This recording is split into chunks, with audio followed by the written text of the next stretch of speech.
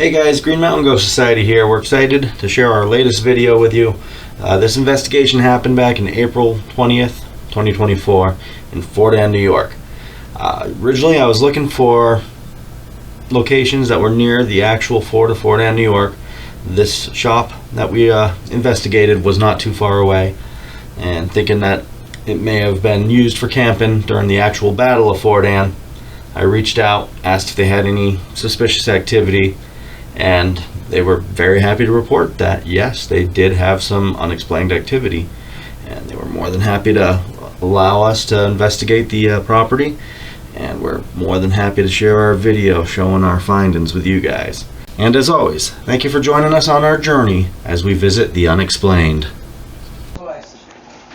Somebody's got a sweet tooth in this place. Apparently. Like, throw it up again. Well, I'm getting some goosebumps. I love it. They like the candy and not the liquor. Somebody hurt. Yeah. It's on camera. So these are the things that we, like, this is a REM pod. That I know, yeah. Yep, you know. This is the spirit box. Have you seen Yep. one of those? Mhm. Okay. And then I got... Dude, I know. I'm gonna join That's your what you team. hear. Yeah. Oh, different colors. It's like red, green, and blue. So that depending on what we're filming and things like that, it'll... Look, and this is going off higher than it was before. Yeah, too. this one here, right here, I think yellow... When I just walked around. Yellow's going to be kind of the baseline. If it goes up to red, I would be normally it just sits at green, but with the computer and stuff in that back room, it never went beyond the green. So we're in that back room and it goes up higher. That's kind of why I like to get land first. That way you know what's normal, what's not normal. Back, the only place that went higher was right on this wall. There's a... Works pretty good I don't know, it's just something where It's like you're vision outside the other day. There's like That would a... have night vision in It it. does. On this back side. This was It supposed to, went but a it little doesn't. higher, so... Didn't get that one. This This one does. It works. Like I was playing around with it in the basement. It worked great. I was walking around the road the other night with it, and I was like, oh shit. I would love to see the camera. Let's see if there's other around. Okay, it's doing it again.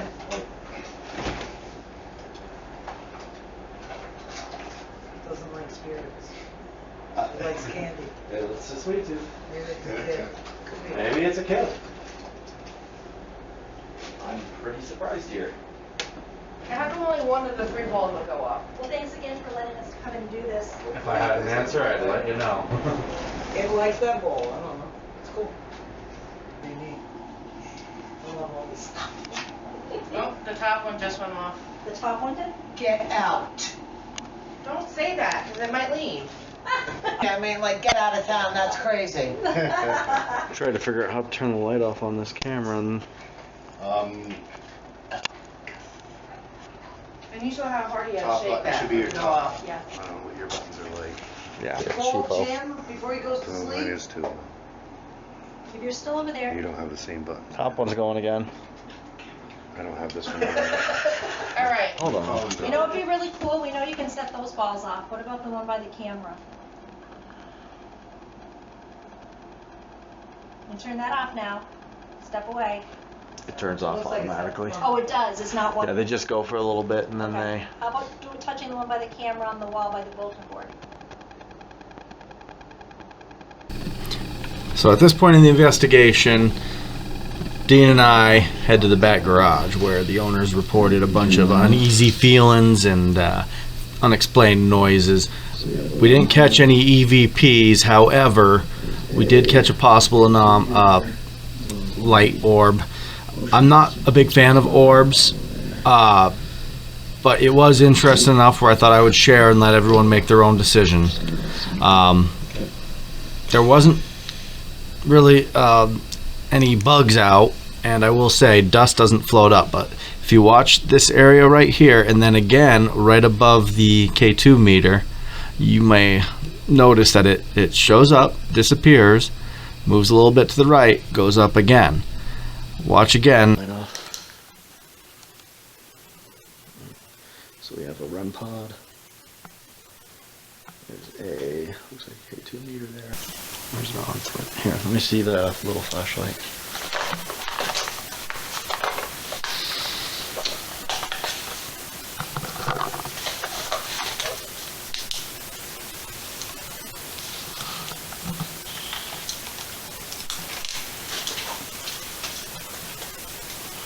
So I'm gonna go through and take some pictures. If you can try to stand in front of me and try to show yourself, that's another way that might help us have contact with you.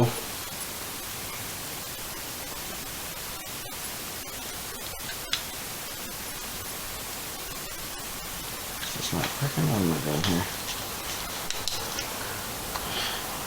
You can also make yourself present through showing yourself in front of this camera that I'm holding, or make some type of noise.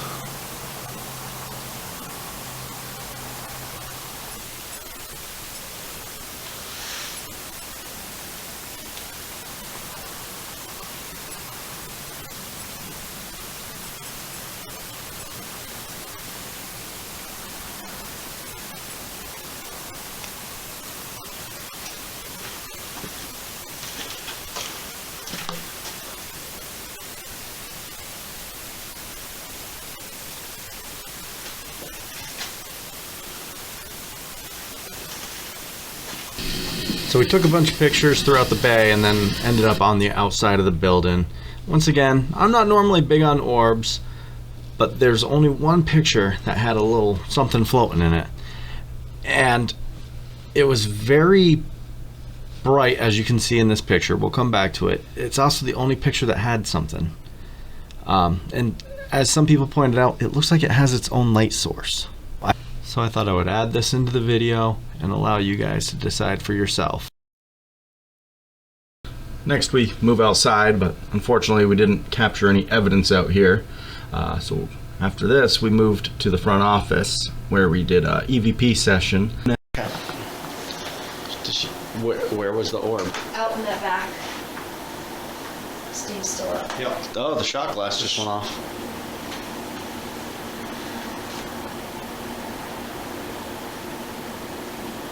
And that desk is not like rickety or anything. Like if you grab it and try to shake it, well, that was a little different. Like I grabbed it down here. And you stomped on the floor too. Okay, so we know this over here will do it. If you hit it hard enough, yes, but it was going off with, see? Yeah, yep. That one might have been me. So it will go off, but it does need a little bit of force. Nothing with that one up there yet? No, not. Yeah, I'm gonna go off tape for a minute while we look. Evan? Just checking.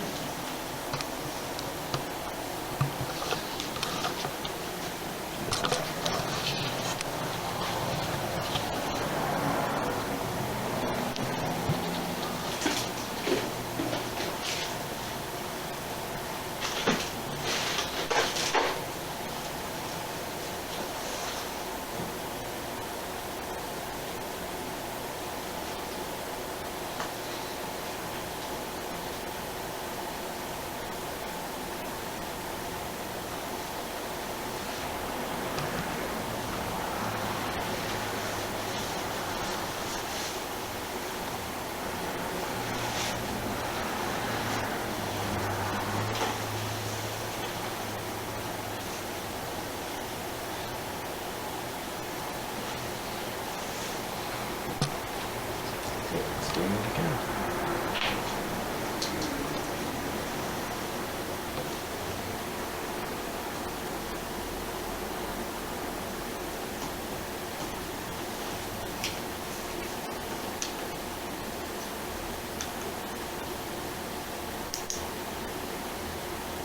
Is there someone out here with us right now? Yeah, you might want to note that there's also this cruiser right outside. And I don't know if his radio might be causing that. Okay. It's not fun.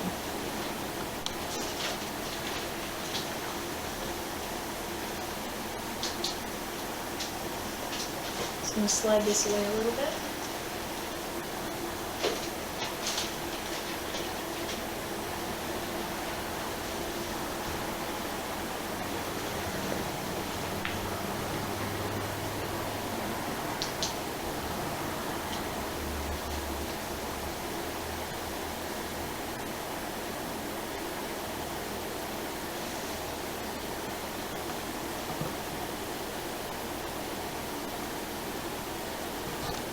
My skin feels staticky. Hmm? I said my skin feels staticky. Kind of like when your limbs fall asleep. Take different. It's like a tingle. Is there someone here right now? Getting closer to me?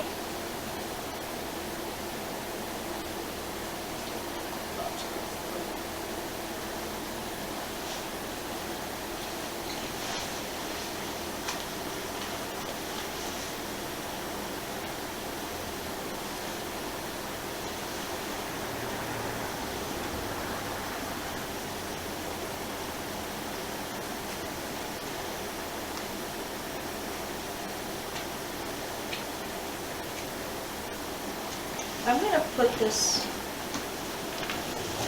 right here.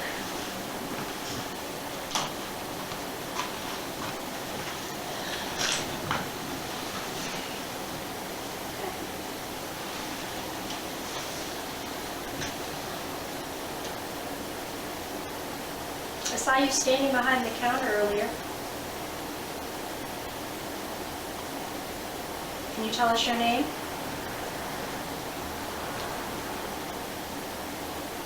What's her name? What's her first name? Yours first name.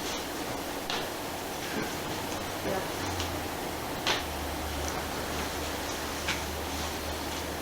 Lisa. Lisa. Are you related to Lisa?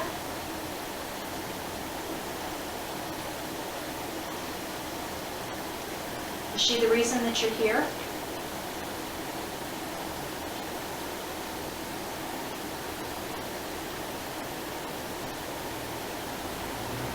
Are you her father?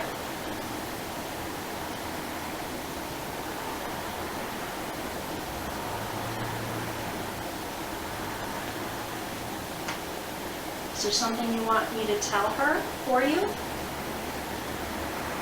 Or you can speak into the device to my left over here and say it directly, and I'll play it for her.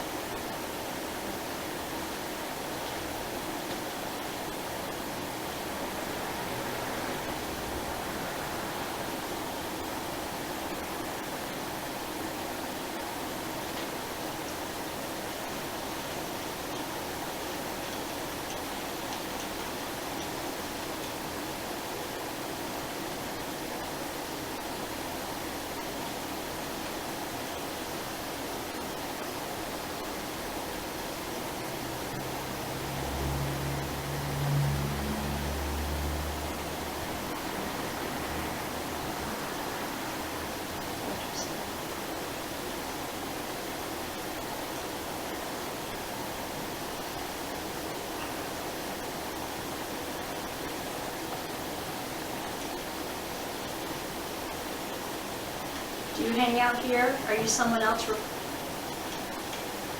Is it more the battle? You connect to the battle somehow?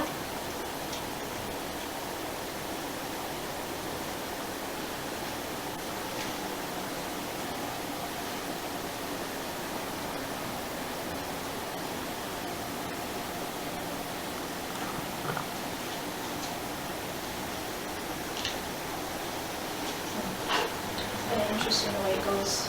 It doesn't do anything for a little bit. Did it pop up? It wasn't the police car. You just want to let it go. Huh? Just let it go. Ask him about the camera. Camera's moving, that's about that. Huh? Just let it go. Ask him about the camera. Cars as well. Rock refunds. What was that?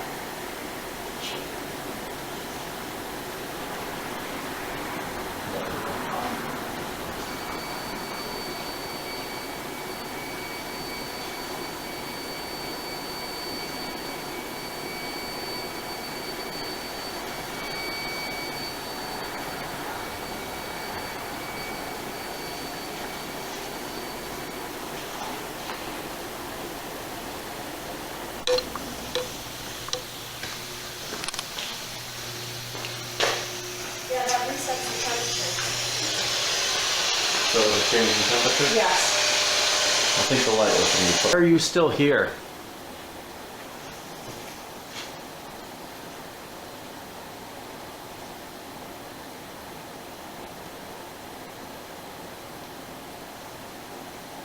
What's your relation to Lisa?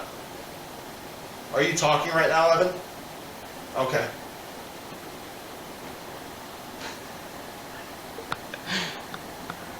Are you related to Lisa?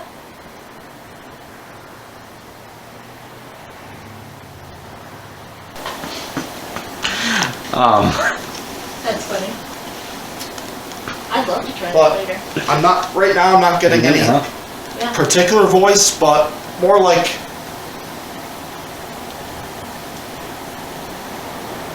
a humming almost.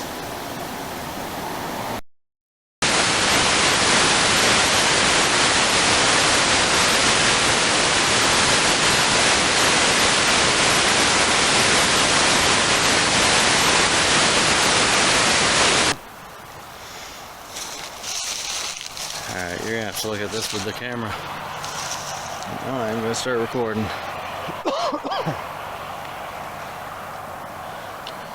Can you see the numbers on it? Not quite. Tilt it other way. Down. Yep. A little bit up. Yep. Perfect.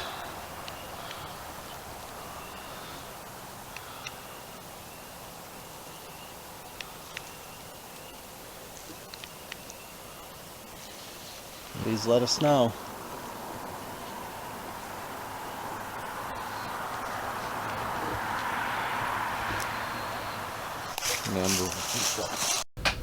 Thank you for joining us on our investigation. This is Evan, and good news as we're wrapping everything up. I'm not flying solo today. Joining me is Deanna. Yes, hi. So as we first arrived, Deanna and Steve actually got there just as me and Dean got there, and as I mentioned, well, the very first thing she told me was that if we're going to do anything outside, I should be heading towards the sheds. As I mentioned, that's actually heading out into the direction of where the actual Battle of Fort Ann. Deanna, can you talk about what you picked up there? Well, towards the shed, we actually walked down after dark, and there was one area that I wished I could have gotten to towards the back, but it was very swampy, but I just felt a strong energy there, like I really wanted to go to that area.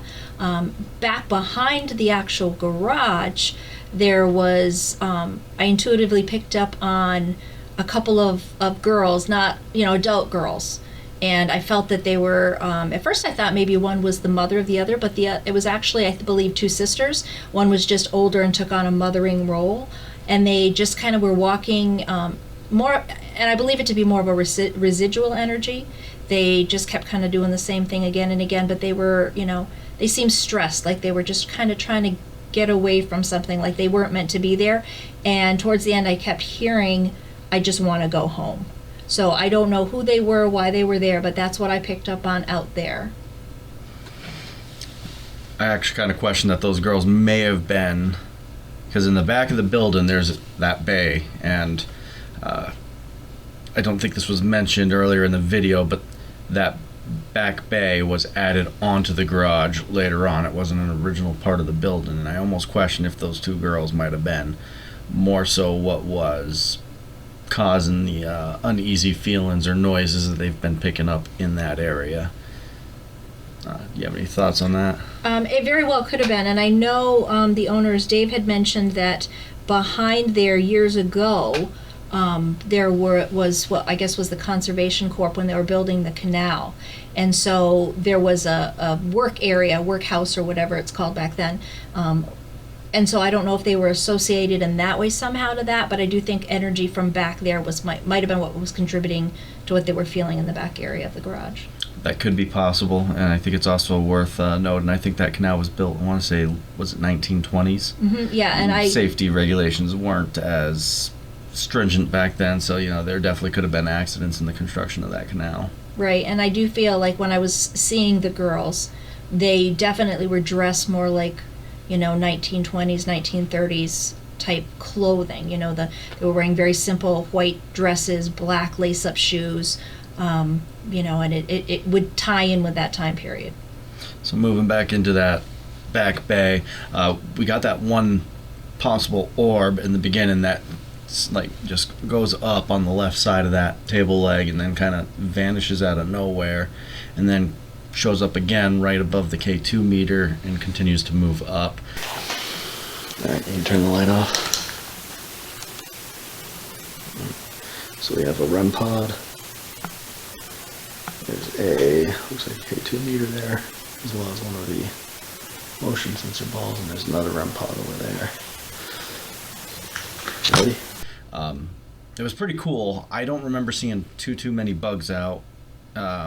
I'm pretty sure you didn't either. No, it was getting colder, so there was very few bugs that we were able to take note of. And the other thing that I found of interest was that it did seem to just disappear in thin air. Mm-hmm. I mean, I'm not normally a huge guy on orbs. No, me neither. And I can't say that was most definitely paranormal, but it was definitely interesting. Right. Yeah, I'm not a big firm believer in orbs either. I think most times they can be debunked, but that one in the photo that you put, still on, definitely puts off its own light, it's different. It doesn't appear to me like a bug or dust. Yeah, and I mean, there's plenty of video footage in this where you see what is clearly dust, and I mean, it doesn't seem to fluctuate in brightness very much. It always moves down or down into the left or right, and it pretty much stays on camera until it just goes off scene. So I definitely don't think it could have been dust. That's the least thing that I think it could have been. Mm-hmm. We also did get that possible EVP, and that's another thing. I'm calling it a possible EVP. There is a sound there. Nobody seems to be able to account for that sound, but it's also not very clear. But in reference to the two girls that wanted to go home, to me it almost sounded like it might have been a uh-oh or an oh no. You heard it. What were your thoughts on the EVP? I'm up in the air on that one. I do hear something. I'm not able to put words to it, but I definitely don't think it was any of us that were there. I don't think it came from us or a sound in the shop or anything like that. So there's something there. As to what it is, I'm not sure. Yeah, and that's the thing. There is so much evidence that none of us are really sure on. It's not always so easy to just say, yes, this is paranormal. We definitely find it necessary to include this in the video so that those that are watching can experience for themselves, and then they can come to their own conclusion.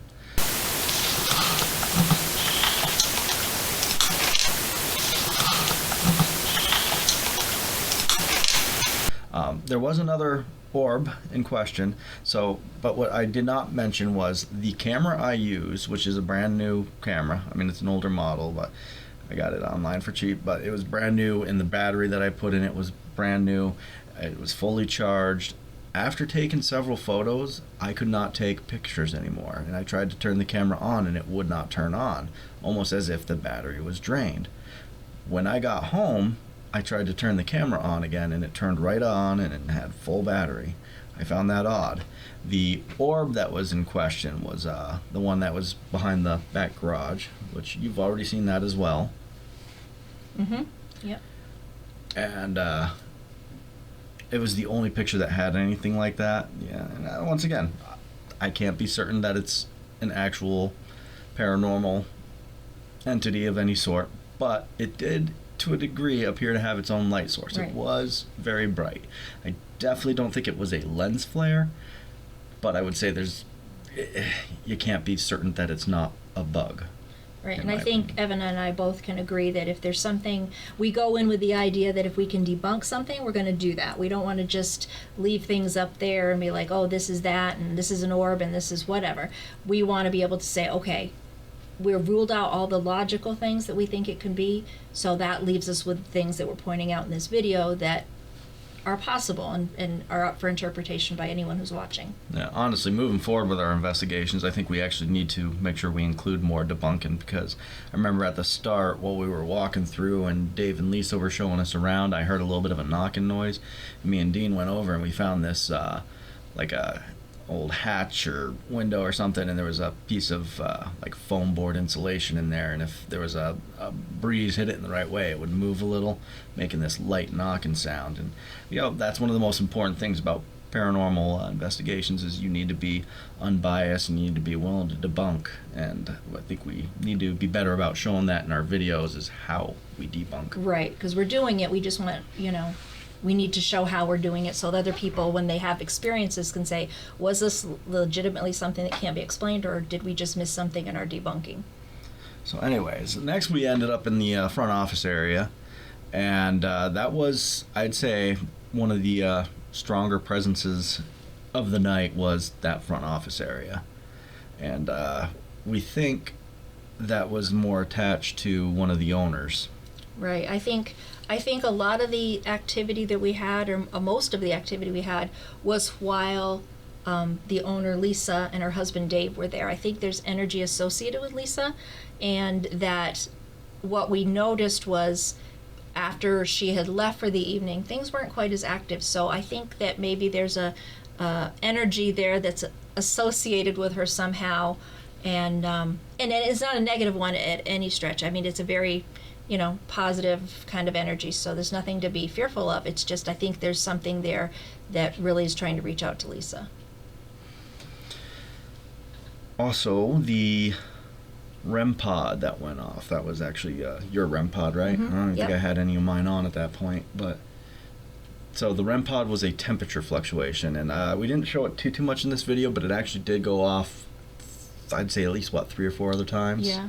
Throughout the night. Yep, it was pretty interesting because when it was going off, we were first, oh, it must be because it's getting cooler as the night goes on.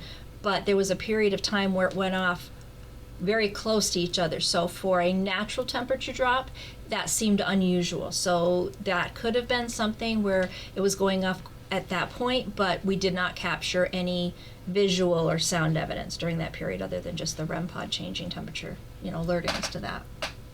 Now, one of the biggest parts I want to talk about, or what I'd say the most solid piece of evidence that I think we got over the night, was on one of the night vision cameras when we were in the front office. I'm not going to call it an orb. I want to call it a light anomaly. But none of us saw that during the investigation. It almost looked like somebody had a laser pointer. But the big thing that needs to be pointed out is the location of this was under the or behind the desk, but it was lower than the countertop by a lot. It was pretty significant. Right. And it was so bright that none of us could figure out what caused it. Yeah, and what's interesting about that is there are windows where if it was a vehicle or something going by, it wouldn't have shown down that low. So it's interesting that it was down lower. We didn't see it at the time, and can't easily explain that one. Also, most how should I put it? Most like any exterior light sources that could have caused any type of contamination like that, that's not what it would have looked like. Like I said, it almost looked like a laser pointer type of thing. It was very small and precise. Right, and very bright. If it was like headlights from a car passing by, it would have washed out a whole large area. Anyways, towards the end, we did end up stopping by where the actual Battle of Fort Ann took place, and the actual battle hill itself, for the most part, is closed off to the public. You can't really get there. We had to park on the side of the road, and then Dean and I, crossed the street, and we were kind of next to where the battle hill is. But it gets fenced off once you get to a certain point. Interestingly enough, though, we were not able to recover any actual evidence there. I was still happy that I had the chance to check it out, but after a brief investigation there, we headed back to the office, but at this time we kind of found that everything was dying out. Yeah, and kind of in summary, I think too that most of the activity that I picked up on seems to be residual, like Ed mentioned. It doesn't feel uncomfortable. It's very peaceful. So I think anything that's there will happily get along with anybody that's there, the owners or anybody visiting. Is nothing scary at all. No. Let me ask, on a scale of 1 to 10, how haunted would you say that place actually is? Well, it's hard to say because I did see the girls out there. I do feel that there's an energy. I would say residual, it's right up there. As far as anything intelligent that will interact with you, not so much. Well, make sure you join us. We have another investigation tonight, so hopefully we'll get a video out soon. But we definitely thank you for watching and joining us as we journey into the unknown.